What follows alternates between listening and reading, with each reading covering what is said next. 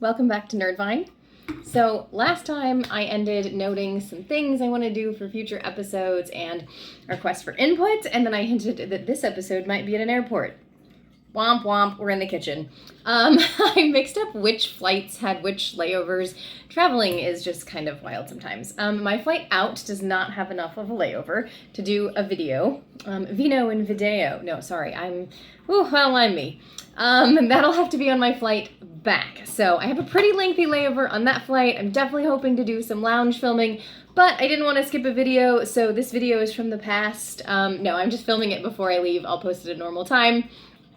We love questions, we love wine, we love myth busting. So today, just because I needed and I wanted to put something out before I left, we're tackling 6 more common wine questions and a great question I got last night when I was teaching a class. So let's go. Myth number 1, only red wines need to breathe. No. People ask me this all the time, especially about decanting. Some white wines can absolutely benefit from a little bit of breathing and decanting. We're thinking heavy whites, so oaked malolactic Chardonnays, some Viogniers, warm climate Chenin's, really full-bodied whites like Marsanne Roussanne from the Rhône, and even certain orange wines. So the trick here is that your decanting time is going to be short. Red wines can sometimes be up to like 2 hours if they're big, bold, and young, but we're looking at 20 to 40 minutes maximum with these lighter whites. With these whites, and then your little bit lighter whites are going to be on the lower end of the spectrum, and your heavier whites will be on the upper end of that spectrum, but then your light whites, we're not decanting. So I know that can be a little bit of a tricky myth, but just think super heavy, you can probably risk decanting it a little bit. Myth number 2, rosé is a blend of red and white wine. I get this all the time. I even took a wine class where someone said this, and I was like, that's mostly false.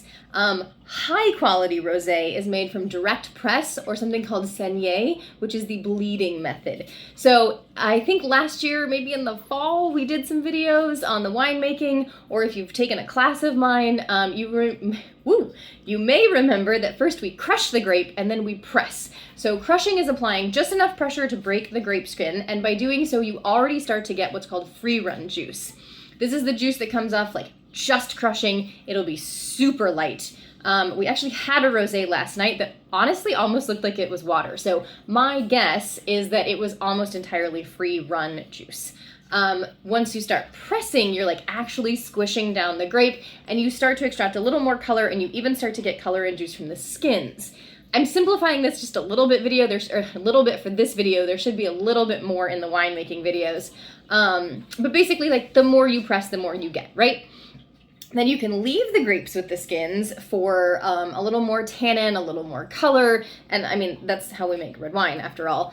And then the amount of time that you have the juice with the skins, of course, changes how dark or light, how tannic, etc. and so forth. Vintners can consider leaving even only like some of the skin, so just like a portion of the skin, so the ratio of juice to skin is different, and then when they take out the skins and etc. and so forth. Mixing red and white wine, I think, is more done with like bulk wines, and I'm not judging, I just would recommend you go with the direct press or the saignée rosés because they're just going to be a little bit nicer. Myth number 3, screw caps are cheap wine. We have got to throw this myth out. Screw caps are standard in places like New Zealand and Australia, partly because they're like the Wild West of the wine world and they're just having super fun doing cool stuff, but also because they're a little bit more durable. And if you think about like the trek those wines have to make if they're transiting all the way to Western Europe or the United States, that's a lengthy and arduous journey. So we need those to have like a little bit better like way to stay intact, essentially.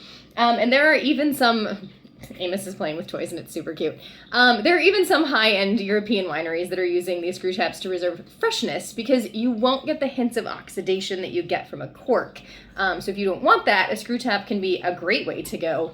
Some of the screw tops, if you look inside, you'll even see they have like a little silicone or rubbery flexible lining, which preserves the freshness even further. So remember, good wine is not about the closure. Well, okay, I have some thoughts about the Andre plastic corks, but that's my aside.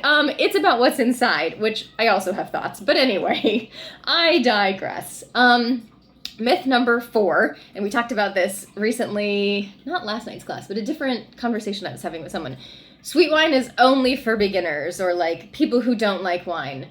Like, who hurt you? No, I'm kidding. It was probably cheap Moscato that hurt you. No, I'm kidding. All right, am I kidding? I don't know. Seriously, though, some of the world's greatest wines are sweet. We've talked about Sauterne, I believe, Tokai, Ice Vine. None of these are cheap, and none of them are easy to make. Like, these are intense wines. You probably won't be downing like a full 5-ounce glass of any of these, but if you're slowly sipping a nice sweet wine at the end of the day, that can be an unmatched experience in luxury. So remember, sweetness doesn't mean low quality. It can be balanced, luscious, and sometimes legendary, which is like the Chateau d'Yquem, which I want to say we've talked about.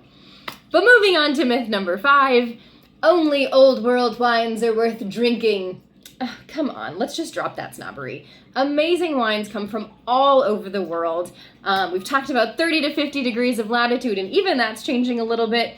Think about like California, hello, Judgment of Paris, we definitely talked about that. Argentina, I know Malbec is a French grape, but like Argentinian Malbec is basically setting a standard across the globe. South Africa, that was one of the first videos, and we definitely should revisit that because I'm dying for some South African wine. Canada with their Vidal and their Ice Vine, even some of the New York Finger Lakes wines are really upping in quality. So just remember, quality knows no borders. Myth number 6, red wine should always be served at room temperature. So the problem is, what is the definition of room? Or I guess what is the I said room, weird. What is the definition of room temperature? Because 72 Fahrenheit, which is gonna be like, I don't know, 20 something Celsius? I don't remember. Not ideal for most reds. If my cats could talk, they would tell you the ideal temperature is probably 76 Fahrenheit, and that's definitely not good temperature for wine. So light reds like Pinot Noir, Beaujolais, Valpolicella, we're looking at actually a slight chill. So think 55 to 60 Fahrenheit, which is 13 degrees Celsius, I hope.